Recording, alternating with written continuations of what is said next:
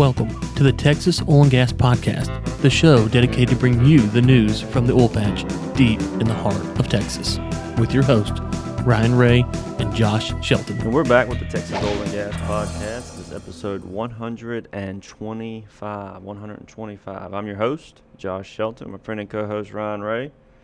Ryan, it's been a good week, man. Good stuff going on. Yeah, it really has, Josh. It really has. We have the return of Speak Nor the Prophet of Doom on this podcast episode. And we had a good 5-star review. We do need to say, before we get too far in the show, that if you have not had a chance to donate to the Baff and Bait Rod and Gun Fund, we link to that in the show notes again this week. This will be the last week we'll do that. And so for those of you who have been down there or want to help out the blacks, we'll link to that in the show notes. We did pick up a 5-star review, which was timely, Josh. It was quite timely. We were talking this morning in our little show prep meeting, and we've got 15-something episodes, 12 to 15, I can't remember, before the year's over. And so we're going to talk about that in a second. But first, we got a 5-star review. Love this podcast, 5 stars, from Susie Soprano. I look forward to this podcast every Tuesday and often listen to it several times. Josh and Ryan provide the truth via hard evidence and entertaining humor. I find myself laughing out loud to myself. Best podcast out there. Thank you, Susie, and it's good to know that you were laughing at Josh, not with him. That's kind of how I read into that text, but story for another day. So, Josh, we're getting ready to close out the year. Now, we're not sure how we're going to end the last couple episodes, but we wanted to just throw this out there to the listeners. We would like to get to 200 5-star reviews, 200. At the time of this recording, we're at 155. So that's 45 5-star reviews we need to get there. Now, we had a lot of discussion internally, me and you, about how we could do this. We thought, how could me and you pair up with the listeners to inspire the listeners to give a 5-star review? And the best thing I think we came up with is for me and you to partner with the listeners is to have Nate swim in Lake Granbury the first week of January. I think that's the best way that we can partner with the listeners. Don't you agree? I agree. Go ahead. I think Nate, he's the one that's carrying the load around here, so I think it would be right him to take the plunge. So for perspective, Lake Granbury from our office is not even behind us is. It's right over there. It's about 100 yards away. It's 100 yards away. There's a little beach that's not even a quarter mile down the road. So if we hit 45 5-star, not no 3s, not no 2s, not no 1s. We gotta have the 5 stars, 5-star reviews, and get us up to 200. We'd prefer a rating and a review. So a nice commentary would be nice, but 200 of those. Nate will go swimming the first week of January in Lake Granbury. That's Josh and ours. That's our gift to you. We will video it. We will laugh at him. We might not give him a towel. We're talking neck deep water here. We're not talking ankles wet. We're talking neck deep water. Nate will be in there. So that will be, that would be lovely. Now, if we want to get crazy here, Josh, if we get 75 5-star reviews between now and the end of the year, I think you and Nate will both go into Lake Granbury is what we agreed upon. That's right? You and Nate. No. I think you and me, actually, Ryan. Whoa. Should both go. That sounds closer to accurate. Favorite host doesn't need to get wet that early in the year. Or we could leave that decision to our listeners, and they could vote for who needs to go into Lake Granbury. Let's not get carried away here, fellas. Let's not get carried away here. Let's just say that if we get to 45, Nate goes into the water, neck deep, Lake Granbury, first week of January. He will come out as a literal ice cube. That will be spectacular. If we pick up 75, then Josh, I, and Nathaniel will all get into Lake Granbury as a token of our appreciation. I don't know why we picked getting in the cold water. Why don't we just have Nate get in the cold water? I don't know why we got to get in the cold water. Yeah. Couldn't we have given away like a gift card or something? That would have made more sense. Yeah, we need to conspire with the listener. Y'all just 200 and just shut it down for a little while. Yeah. I want to see Nate in the cold water, but as I've talked through this on the podcast, us getting in the water doesn't make a lot of sense. It really doesn't. Nate getting in there. Horrible idea. It's the worst idea we've had. So let's keep it at 200. So, if the first 45 of you could go and vote today, 5-star, that would be fantastic. So that's that. We do have some exciting news, hopefully coming up at the beginning of next year. But until then, we do appreciate the ratings and reviews. It does help try and get that Mount Rushmore status. So if you could help us out, we would appreciate it. And we'd love to see Nate get soaking wet on, what's that, January the 6th, 7th, somewhere in there. We'll have that brought to you. And Josh, final thing is, if you want to hire, like some Russian bots to give us 5-star reviews, we're not above that, right? No, we're not above that. We're to the 200 threshold. Yeah. To the 200 Shut it threshold. down. And just to be clear, we will eventually hit this amount of reviews. This is only until the last day of, when we check it January 1. It has to be there, right? Yep. So that's terms and conditions. By January 1, it takes a few days to get them in there, so be sure to do that. Josh, we haven't heard from the Prophet of Doom lately. And just before we came on the air, the Prophet of Doom sent me this. I will vote for any crazy, nut-wing Democrat for president over Trump. That is from the Prophet of Doom speaker himself. He is a little frustrated over the trade agreement that was supposed to happen, didn't happen, might have happened, will happen, allegedly happened this past week. So our speaker Prophet of Doom update is that he kind of backed off that a few weeks ago. I don't know if I talked about it on the air, but he kind of backed off it. He didn't realize they're going to be so crazy, but the frustration level with President Trump is at all-time high. I'm curious for our listenership. Are they frustrated with President Trump? They think he's doing a good job. Shoot us a note on LinkedIn, textmolecastpodcast.com. There's a contact us page. Curious what you guys think. Are y'all happy with work President Trump has done, or do you think he is harming it? Or do you think that no matter if he's harming it, the Democrats would harm it far worse? So be interesting to see the feedback on that. So, yeah, Josh, that, I think, is everything. We have guests coming on, but other than that, man, it's been a busy few days. Well, some of the big names have been in the news this week: Exxon, Chevron, Halliburton. There's been different for different reasons. The first article we have from Wood Mackenzie is 4 reasons we're bullish on Exxon's Permian growth campaign. Exxon has really ramped it up this year. They were at 20 rigs a year and a half ago. Now they are running 60 rigs in the Permian. So they are really upping up their production. They're using the cube development strategy. We talked about this a year and a half ago, the cube development, and I think it still might be a bit above my pay grade, but they are starting to utilize that in the Permian and try to get a higher efficiency, better turnaround, and lots of other things. So Exxon, I mean, they're on fire right now. They're outproducing anyone, it seems, and they're going to be doing it, according to this article, for many years. Yeah, one of the interesting quotes is, it says, in other words, early child wells are producing like other companies' older parent producers. Which is interesting because we hear about the parent-child well debate and how it's not working and this, that, and the other. And it seems that Exxon has it maybe figured out a little bit better than some, which David Blackman was on. I think Josh was off that week. Last time Blackman was on, is that right?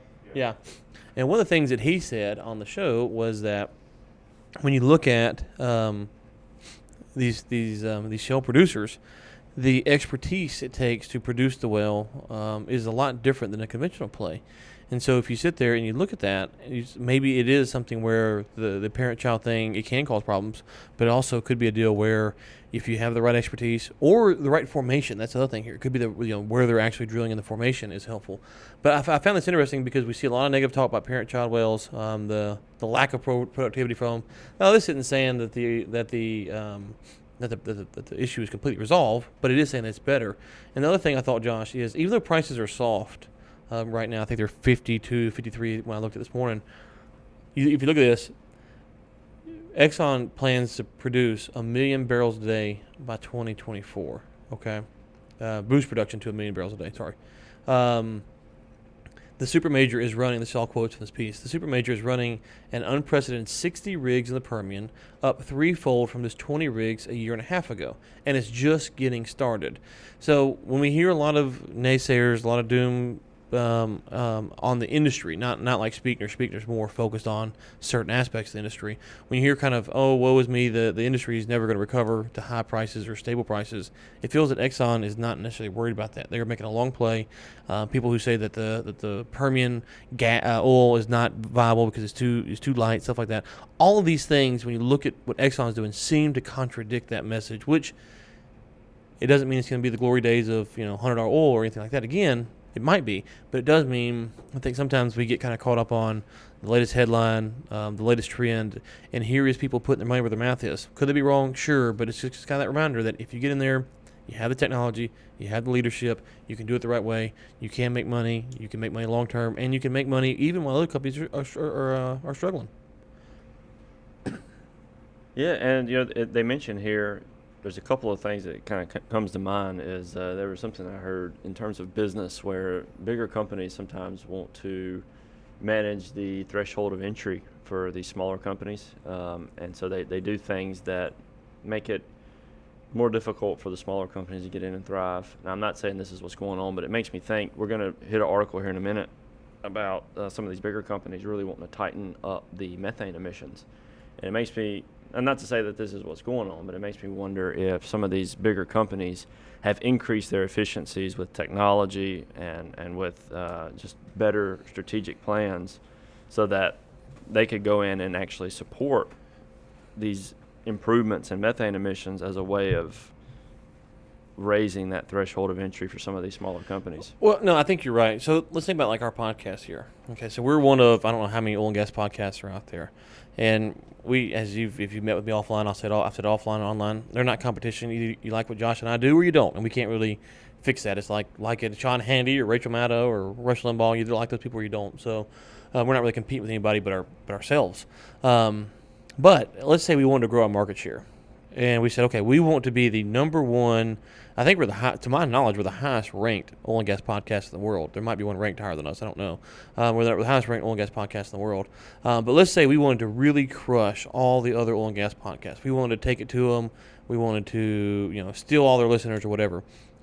It'd make it to where if you wanted to get into the podcasting space, you really had to be tough. Well, the first thing we'd do is we'd probably put out more content. Okay, so we'd say, okay, people can only listen to so much content, so we'd put out more content, kind of flood the market with content, which would hopefully snag some more listeners.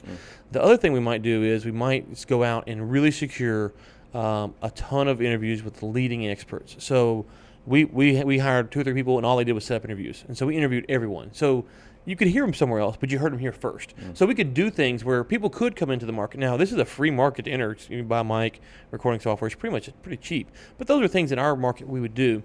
You look at Exxon, what they're doing. They're saying, you know what, we talk about this, the rig count, not the rig count, the drilling down report from Sergio Chapa. They're keeping the rigs high. The rigs are running. They're increasing rigs.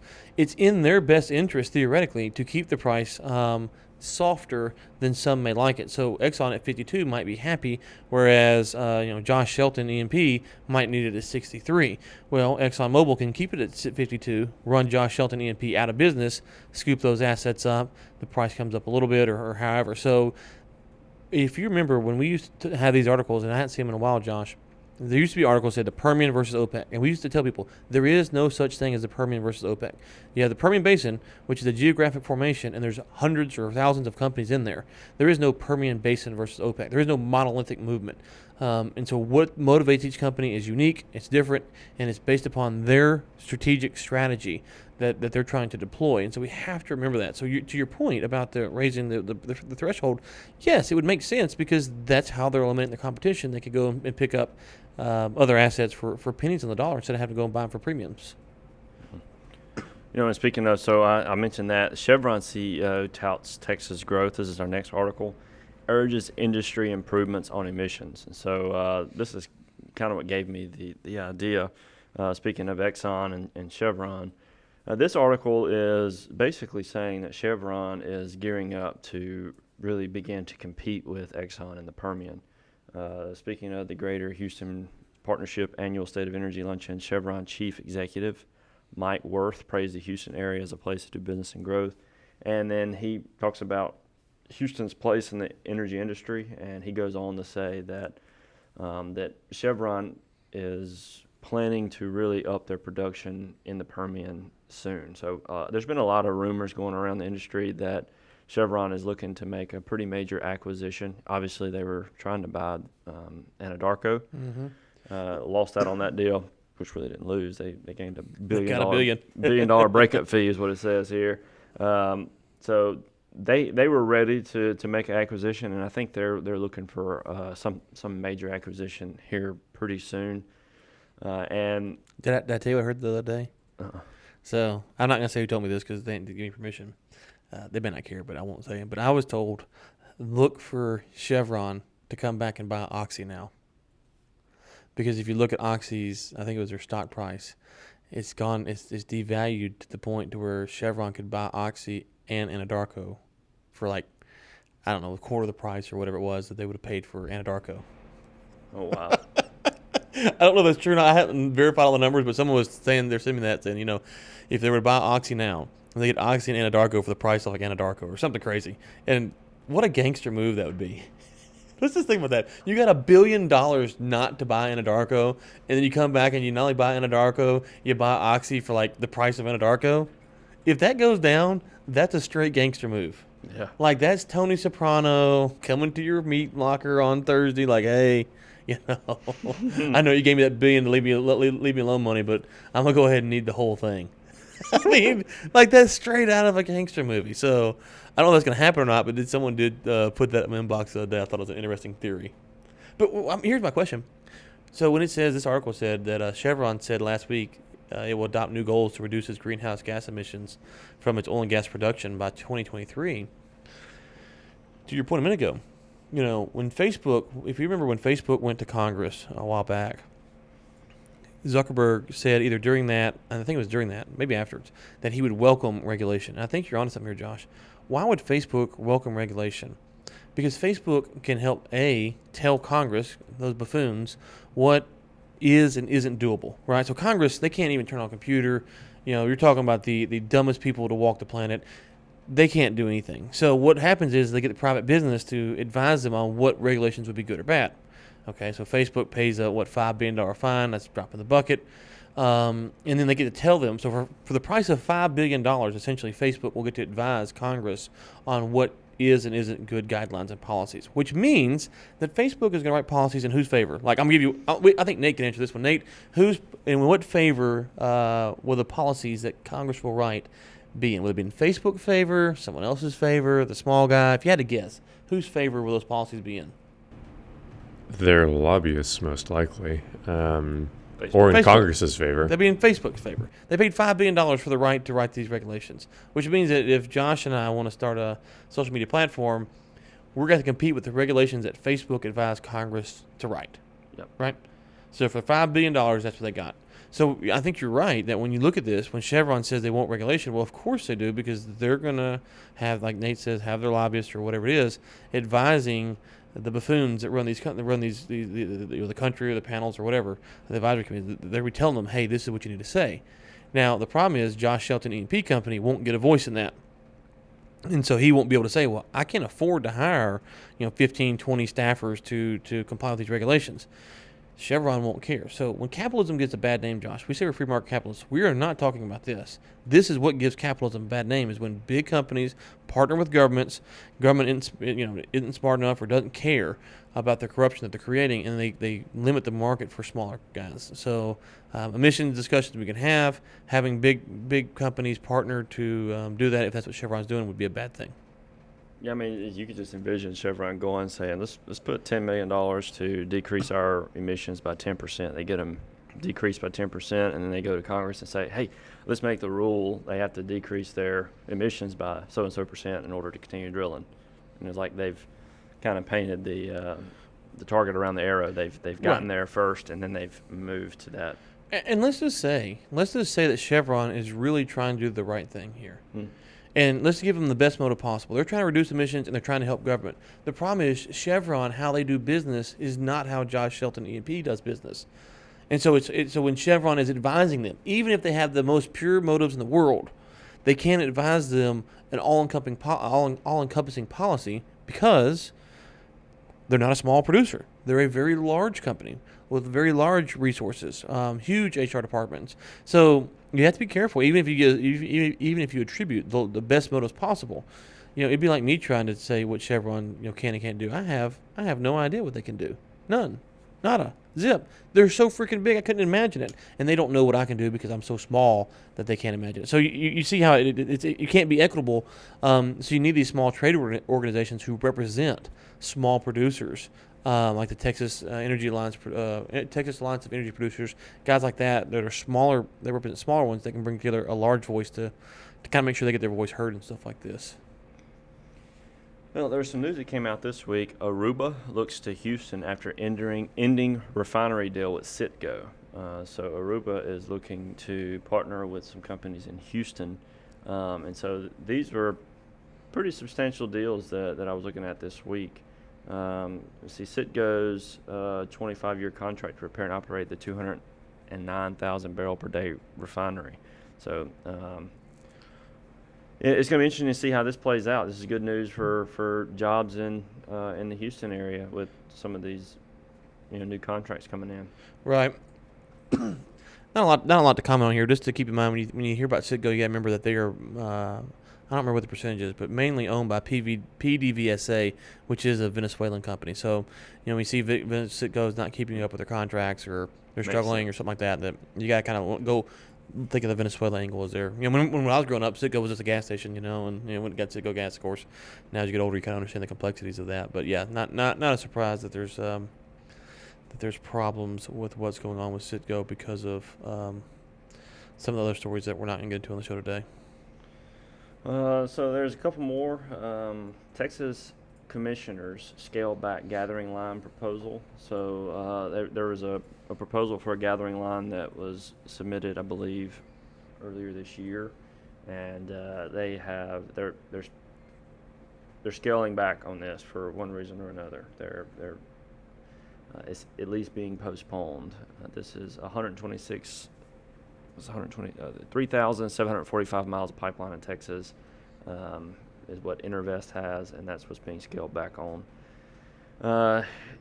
Ryan, there was some sad news that came out this week. Halliburton, they're cutting 650 jobs in U.S. As oil field business slows. So this news came out middle of the week last week, and that's a pretty big cut, honestly. Yeah, it's for anyone lost a job, sorry to hear that. Anyway, Josh, I can help you out. Let us know. But yeah, I think it's as the drilling slows down, Josh, we're going to see this. We're going to see the rigs cannot go off the market without seeing things like this happen. So so you got to look at a couple different perspectives. So for the people who lose their jobs, they don't really care about anything beyond that, and I don't blame them. You lost your job, and so that is terribly sad. And so anything we can do to help you on that is what we'd like to do. You have that angle. The reality is, though, is that this almost needs to happen because we're seeing the rig count go down, which means there's just less jobs on that type of work to be done, oil field service work. Also, if we're wanting the prices to go up, we had to have production go down some. And so it's kind of that necessary evil. But for the folks who lost their job, obviously Josh and I on Texas Guest Podcast are sorry to hear that. Anything we can do to help you out, feel free to reach out to us. And on the pipeline thing, Josh, I am curious. I've tried to read a little bit of that. If someone has some insight or where we can find that at, I'm sure it's on the Railroad Commission website. We can look up that. But I was curious what all they were arguing over there. It looks like that was probably the ruling. We talked a minute ago about big companies getting their way. This looks like it was probably the right ruling to protect smaller interest in the pipeline space. This next story, though, correct? All right, and Ryan, for the Texas Roundup. Well, hold on. We got to get this New Mexico story in first. Yeah, we do. So the New Mexico projects track Permian Basin ethane emissions. This is from Public News Service. Saw this article earlier this week, and it piqued my interest. I read through it really quickly, and so everyone knows that New Mexico is more along the environmentally friendly side. They're kind of aligned themselves with Colorado. And so there's a little statement in here, Ryan, where they are talking about ways that they want to decrease methane emissions. And they have a statement here: methane emissions are 80 times more powerful than carbon dioxide at driving climate change in the near term. Near term. Long term, I guess methane's not even a problem because it's only near term climate change. Yeah, and when they say 80 times more powerful, how are they measuring that? Yeah, I thought about this some. I thought that was an interesting statement. I think it's kind of like when I think about me and you. I'm 80 times smarter than you. I can't actually quantify it, but or I'm 80 times better podcast host, or I'm 80 times, I'm not better looking. Okay, I can't take that one, so I'm not even going to try that one. But yeah, I think it's like that. You just kind of look at someone and you go, you size them up and you just kind of throw out a random number. But what about the long term? Because I thought that was interesting, like in the near term. Because I guess long term, maybe it's a neck and neck race. First it was carbon dioxide, now it's methane. And listen, I don't know if they're if it's 80 times, it didn't even reference where it gets that number from. This is publicnewsservice.org. That's from the Environmental Defense Fund, who says that it's 84 times more potent than carbon dioxide because it absorbs more heat. Okay, 84%. We were skimming methane 4% there. We can't cut a fellow 4% off his credit. Thank you for that, Nate. 80 times. So again, and this is all I'm going to say. New Mexico, you want free college. And you are walking down this path to where you will be like California or potentially Colorado. And when you're like that, what happens is everyone leaves your state because you're ran by bigger buffoons than most of us are ran by. And so, anyways, so I think that was interesting. 80 times more. I don't know where they call that number at, but it's just...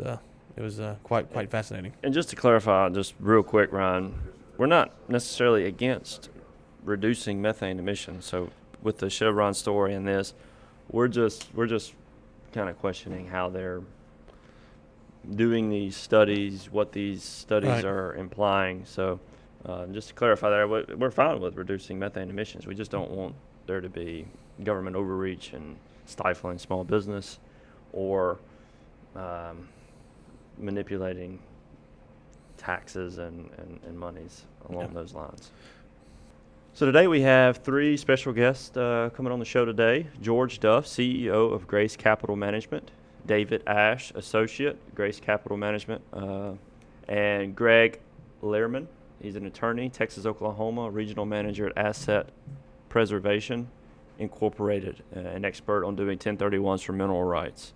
Welcome on the show today, guys. Glad to have you. Yeah, thanks for having us. Good morning. Thank you. So let's get into real quick. Josh mentioned 1031s for the listeners who aren't familiar with that. What is a 1031 and why are we talking about it on an oil and gas podcast?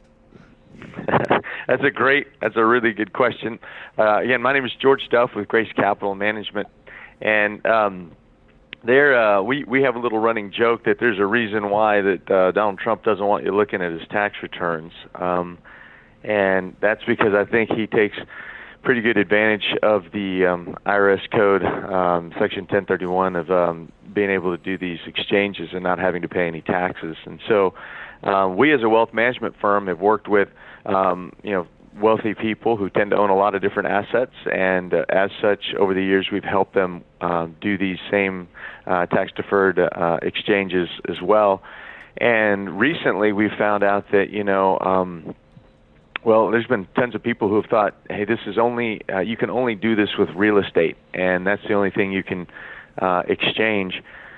But today we brought Greg Lehrman. He's not only a real estate attorney, but also a qualified intermediary who handles these 1031 exchanges. And maybe if I can take a step back, just a 1031 exchange is when you're selling an appreciated asset at a gain. You can exchange into what they call like-kind investment. And if you do that, you can avoid the taxes on that gain, or at least defer them until you pass away or until you decide to realize those taxes. Most people elect to continue to defer them until they pass away and get a step up in cost basis for their heirs. But most people have thought that's only available for real estate, and have been surprised to know that, I can go from raw land to apartments, or I can go from rental property to a retail or a warehouse. But this idea of having like kind also extends to minerals. And so we've had conversations with folks, with mineral people who've said, no, we've had a CPA tell us we cannot do that. But we're here to kind of say, no, like-kind also includes minerals as well, and I think Greg will get into that in a minute. But I just kind of wanted to set the stage to say the way we felt like it could be beneficial is just as you're calling, and you may have some people that are on the fence that, we're not so sure, and man, if we sell this is going to be quite a bit of a tax burden. This is just another way to address that, to maybe get them off the fence and create a transaction for people in the mineral business. And so having said that, I think I'd like to maybe turn it over to Greg, who is licensed to give continuing education to CPAs on the topic and can kind of throw a larger light on kind of the 1031, and kind of the rules and regs and how it's applicable to royalty interests. Greg? Thanks, George. Yeah. Yeah. So, the tax code actually does use the word real property. It says you can only do 1031s when you are selling real property that is like kind. But real property, the cases state explicitly that minerals are real property for 1031 purposes, and also that like kind doesn't mean the same similar use property. So not only are rental houses like kind to apartments and office buildings and ranches, but all of those are like kind to minerals. One story I can tell you, I had a customer that sold half their minerals in the Permian Basin and bought an office building in New York City. And that is considered like kind. So all you have to do is be selling an interest in real estate in the United States that you were either running a business out of or holding for investment. So if you own minerals under the ground, you can sell those and buy rent houses, apartments, office buildings, anything that's real property, including other minerals. And even if you buy traditional real estate, it doesn't have to be real estate that you manage and have to deal with the tenants. It can be very passive. So you could sell minerals, and even if you don't want to buy keep owning minerals and you want to own real estate, it doesn't mean you have to own high maintenance real estate. You can buy something that George is in the business of providing, which is purely passive real estate. You're buying a piece of a building, but you don't have any responsibility for it. So like kind is any real estate, including minerals in the United States, that you were holding for use in the business or for investment. So people can sell minerals and buy buildings, but more often than not, they sell buildings, apartments that they're tired of managing, and they buy oil and gas royalties. So apartment buildings are definitely like kind of oil and gas royalties. And so there you're going from high maintenance to zero maintenance and still deferring the tax. And as George said, potentially you can defer it your whole life and never pay it, and then leave a stepped-up basis to your heirs. Yeah, so one question there is, let's say we have a lot of landmen that listen to the show, obviously, and they're dealing with someone who is looking to looking to maybe unload their minerals and get into real estate or something like that. What kind of cost savings from a tax standpoint? Let's say that the minerals are valued at $1 million, just to make the math somewhat easy. You're going to sell your minerals for $1 million. What kind of tax savings can you defer by using a 1031 exchange? Well, let's say their basis is zero. Just as an example, they could be deferring the $238,000 they would have otherwise paid. You're deferring it, but again, you can defer it forever. So each person's situation is different, as we always know. Check with your advisor on what your taxes would be. But there's a capital gains tax rate of 15% on your appreciation up to a certain level, and above a certain level, it's 20%. And then there's a 3.8% Medicare tax. So and it depends on what your basis is, but a very typical percentage that you are going to give up of your gain is 23.8%. For some people, it's lower, but 23.8% is very typical. That chunk, that just goes away when you sell if you don't do a 1031 on your appreciation. Now, if you're selling depreciated assets, you can have a higher tax. And especially with working interest, if you're selling working interest, those have even more aggressive write-offs. Well, if you sell those, you may wind up recapturing that. But just as a general rule, just as a ballpark, to think of a chunk that you're typically losing if you don't do a 1031, it can easily be 23.8% of the amount you're selling it for over what your current cost basis in the property is. So obviously, that can be a lot of money. Right. And so instead of pay that tax, you move it over to another investment. Yeah. So one of the things, I'm not the 1031 expert here, but help me, refresh me. I want to say there's two time frames that are important, like 45 days and 180 days when you're dealing with 1031. Is that the right time periods, and how do those work into this process? Right.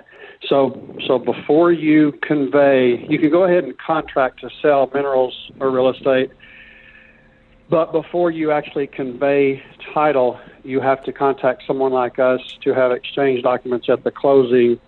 And then once the benefits and burdens of ownership pass, the clock starts ticking, and you're exactly right. The two clocks are a 45-day clock and a 180-day clock, but they both start at the same time. It's not 45 plus 180. So you only have 45 days after you close your sale to identify potential replacement properties, and a total of 180 days, including that 45, to actually take title. And there's a few different rules, that you can get into the weeds on, but one of the main ones is the 3-property rule, where you can list up to 3 properties. But if you want to list more than 3 choices, you can even list unlimited choices if you don't go over 200% of your sales price. So if you're selling for $1 million, if you keep your choices to 3 or less, you could list, $1 billion worth of properties. But if you want more than 3 choices, then the total value of all your choices cannot be more than $2 million if your gross sales price was $1 million. So it's basically either a 3-property rule or a 200% rule. You can change your choices during those 45 days, but not thereafter. So you want to be looking, for replacement properties before you close, and then you have another 45 days. So obviously you don't have to and don't want to wait until you close to start looking. You can even contract to buy something. So try to tie something up and have it ready to go is great. It's the way to do it. Yeah. So right. So one of the things that I come across when dealing with mineral owners is sometimes they're the kind of analogy we talked about is kind of like mom and dad are getting ready to unload, but sometimes I come across more sophisticated buyers and sellers. Is there a limit to they're doing multiple deals a year? Is there a limit to how many deals you can put through a 1031 exchange in the same year or same quarter or same decade? Is there any kind of restrictions on how often you can use the 1031 exchange to your benefit? Thanks. Good question. There's no limit on how many you do. We have some major, huge companies that have so many going on with us that we have Excel spreadsheets where we keep up with what property is being sold under what exchange. There's no limit on that. The limit is this is not for flips. That's the only thing that's limiting you. You could do 1 million exchanges in a year, but except you're limited to properties that you bought to hold. That's what limits you. You can't just flip every day. But in fact, that's the number one question. Yeah, exactly. There is no definition of a flip. This is for properties you buy to hold, and guess what? The tax code doesn't define that word. So that's still the number one question we're asked is, okay, they say, the way everybody words it is, how long do I have to hold it? Well, you can't even answer it that way since it's not in the code what the word held means. It's not just based on how long, because they don't give you a time period. So if you get into a fight with the IRS and you go to court, you have to show you had the right intent. So like so many laws, if something's not defined, the court has to try to get in your head and figure out your intent. So really it is case by case. But the longer you hold it, the easier it is to prove the right intent. And so if you hear people say 1 year or 2 years, that's because those are very rough rules of thumb. That's just part of the equation. And it is aggressive to do a 1031 on a property you haven't even held a year, but there's nothing that says you can't do it. So if you do a 1031 on a property you've held less than a year, you have to show that you really thought you were going to hold it longer, but something changed. So it sounds like, Josh, if we're going to do some 1031 exchanges, we just need to send back a bunch of emails saying, boy, we're excited about having this property for 50 years. This is the greatest thing ever. This is a long-term play. Make posters, put up billboards. Oh, shuck, 30 days later we had to get out of it because circumstances changed. I'm just saying, like, that's kind of what it, off the record, me and Josh, no one's listening here talking. That's kind of sounds like we should do, Josh, is just, a lot of intent. A lot of intent is just by documenting a lot of intent. What you would not want to do is, it sounds like on the contrary, is be caught sending your buddy, hey, I'm going to buy this for 10 days, flip it, and 1031 it. That would be hard to disprove the intent was a long-term hold. So it sounds like you don't want to be caught saying that is the short version. Yeah. Well, it's funny that I'm sorry. Yeah, it's funny go ahead. that you mentioned that because Greg had he's got as an attorney he's kind of got precedence in some case law, but there was a paper trail of he has a tale of two families that were doing 1031s, and one that the intent was completely reasonable, the IRS allowed it, and one where the IRS disallowed it. I don't know, Greg, if you wanted to kind of throw some light on that, but the ones Sure. that had kind of the paper trail on what their intent was for for their property. Yeah. If you Google Goolsby, Goolsby, and also Resink, Reesink, those are two separate families that each did the most basic 1031 that's out there, and that is selling a residential rental and buying a residential rental. That's the highest volume 1031. So but each family converted the rental to a primary residence a few months down the road. And you cannot 1031 into something that you intend to move into other than after you have held it for an investment down the road. But one of the families, so they both got audited. One family won their case, even though they moved in a few months down the road, and the other family lost, and there was good reason.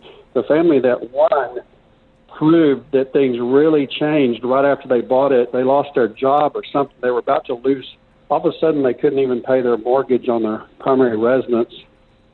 And they had proof that they were trying to rent this property, but they couldn't. And so circumstances changed and dictated they've got to sell their other house and move into this house. So they won their case. In the other case, it was borderline fraud. There were emails proving they had no intention to rent it out. So that's the difference. And that really shows. I think the house in question too was in a neighborhood that prohibited rentals. Yes, yeah, right. That'll do it. So really bad facts. So that's the way it works. It's all the intention and the facts. Okay, so before we let you guys get out of here, a couple quick things. Did we want to talk about the Red River shootout? I know David's on the call. Okay, I didn't know. I didn't know. This is the Texas Oil and Gas Podcast. I didn't know if we need to, kind of slice that up a little bit. Rough day for the Longhorns this weekend. Yeah, well, the defense is pretty dinged up, and I gotta give credit to OU's defense. They kind of stepped up and played better than anybody thought they would. But the way the Big 12 set up now, we'll probably get another shot on that at the end of the year, and I think maybe we'll be healthy, and maybe we'll give them a run for their money. And last year it worked out. Whoever won that last game really got a better deal at the end of the year. So we're hoping for another shot, I think. All right. Well, I would be remiss if I didn't ask. That's hard-hitting journalism you get on the Texas Oil and Gas Podcast here. Okay, go ahead. Oh, I was just gonna say, I gotta add to the conversation somehow. I didn't get much about the oil and gas, so you gotta use me for what I'm good for. The pretty face that answers all the tough questions. That's how it goes. Okay, Grace Capital Management is the company. Why don't you guys point us to websites, social media, LinkedIn, events, conferences, wherever you guys want folks to connect with you at. You bet. Actually, maybe even before we kind of sign off too, I think an area that we kind of skipped over. If maybe I can kind of summarize it. Hey, you've got some people that you're looking to buy interest from. They're kind of on the fence. You can use the 1031. You know now that hey, mineral interest applies not just on real estate. Greg, we got into a little bit of the weeds with just a couple of different aspects of the 1031. There are lots of different rules, so it's not as simple and straightforward. And so you want to contact somebody like Greg or like Grace Capital that can kind of help your prospects navigate through that to make sure that they've got a perfect and qualified exchange. And then our solution, because of course you can do this, going real estate to minerals or minerals to real estate. You can do it all kinds of different real estate. But the solution that we use is a DST, and a lot of folks aren't familiar with DSTs. And really a DST is everyone has heard of REITs, real estate investment trusts. They're just a way to custody real estate. But REITs are not allowable in a 1031 exchange. It has to be direct ownership into real estate. And so in 2004, DSTs were created. So for all intents and purposes, they are a real estate investment trust. They're a private REIT, if you will, where people own fractional shares in that real estate. And so therefore, and it was designed to specifically meet all the standards of the 1031 exchange. And just like Greg said, those investments tend to be purely passive. What end up happens is a lot of folks will be looking to simplify their life, looking to sell some assets off and ride off into the sunset. They don't want all the headaches of actively managing real estate, and so it's just a great way. We call it mailbox money. You invest into a handful of apartment complexes that you own a fractional share. A couple years ago, in Houston, the headquarters for Academy Sports and Outdoors, they offered as a DST. So you got to be the landlord, own a fractional share in the headquarters for Academy Sports and Outdoors. Not one of their stores, but their headquarters right across the street from the distribution center. And so we had clients that got in. We're getting paid a 6% yield from Academy on a master lease, a 20-year master lease. The only way that they get out of that is through bankruptcy. And I think in year 5, the first rent bump up hit, so clients go to 6.6% in yield. And the strategy is you get into this DST, you get into this trust, this real estate trust that qualifies. You skip out on a ton of taxes. You get to get passive income, of which most of it or a bunch of it can be tax excludable, and so it's they do tricks like offset income with higher depreciation, things like that. So I literally had a client in that deal that made $60,000, had $5,000 a month, had $1 million in it, got $60,000 for the year. I sat in his CPA office and he had $1,800 worth of reportable income. So you're able to skip out on quite a bit of taxes on not having to pay on those gains. You get quite a bit of passive income, and the whole idea is that maybe if we get 5 or 6% in yield and another 5 or 6% in appreciation, we're set up to over a market cycle get double-digit returns. We don't want to be too risky and go chasing after shrimp farms. We'd like to have some things that make sense. We're a wealth management firm, and so the name of the game when you manage money for wealthy people is just they need to stay wealthy. You just grow out prudently, and so just like everything in life, there are good, bad, and average kind of things, and so same things go for DSTs. So one of the part of the value that we bring is by kind of sourcing and going through all the good, the bad, and the ugly to say, hey, we've done some due diligence, we've brought some other research on board, and we feel like these are really good candidates. Sometimes there can be a degree of anxiety that people are hit with when it's like, oh my gosh, 45 days or 180 days to close. David got a call on a 1031 exchange, and they asked him, can you close by midnight tomorrow? And David and Greg were able to do that for the client. And so there can be a lot of anxiety, and DSTs are a great way to where you don't have to say, oh, that second plot off, Route 189, I think I want to get that. There are professionally marketed and produced 1031 exchange DST properties that are kind of always on the market, and so we kind of do the analysis, say, hey, this looks like maybe 3 or 4 properties that you want to take a look at, and can literally close to the penny because it's that fractional share.